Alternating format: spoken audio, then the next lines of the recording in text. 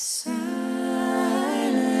night, holy night. Hello, church.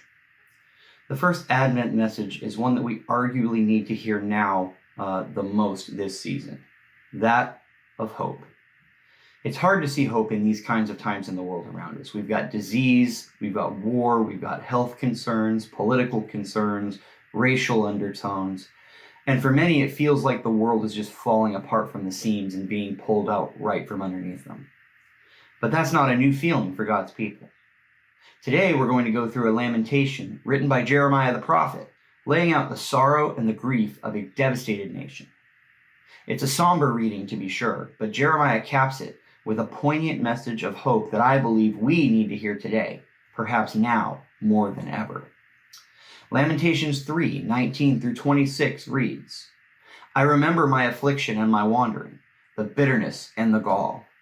I will remember them, and my soul is downcast within me. Yet this I call to mind, and therefore I have hope. Because of the Lord's great love, we are not consumed, for his passions never fail. They are new every morning.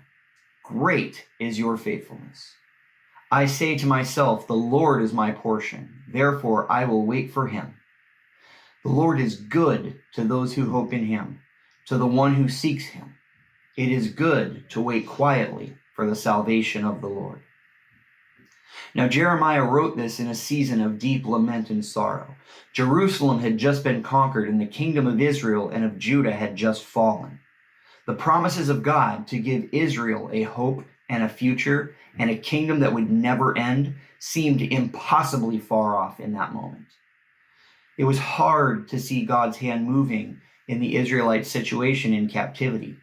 And it may also feel hard to see God's hand working in our own situations today, in this, the strangest of seasons in our history. But just as we can feel the affliction, the bitterness, and the sorrow of everything going on right now, and just as our souls might feel downcast at what might come, whether that's more COVID restrictions or the results of the election or the general trending of our world, we too can call to mind the Lord's great love for his people. You see, every day we get from God is a blessing, and it's one more blessing than he owes us. God owes us nothing, yet he gives us new mercies every day. That is the love and the faithfulness of our God to extend comfort to us, compassion to us, mercy to us, and not to consume people, but indeed to give his people a future and a hope. Jeremiah saw that in the darkest times for the nation of Israel. Their future and their hope revolved around the land of promise, and all of that had just been taken away. Waiting for the Lord was hard, but Jeremiah acknowledged that the Lord was their portion, and so waiting for him was the best. Rather than trying to forge on alone or to plow ahead and keep their heads down, it was best to wait for him. Those who seek the Lord, those who hope in the Lord, goodness will come. Salvation will come. Better days are ahead.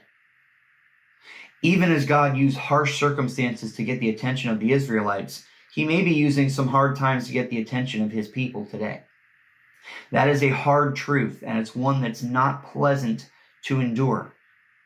But even as we do, we can rest assured that the promises of God are just as good now as they were then, and they were good for the people of Israel.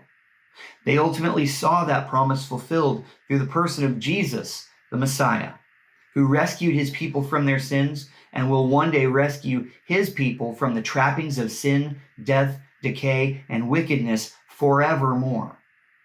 That is the salvation we look forward to great anticipation, and that is the hope that we hold in all times, but especially in times like these. May the hope of the Lord find you this Advent season, now more than ever before. Be blessed. Sleep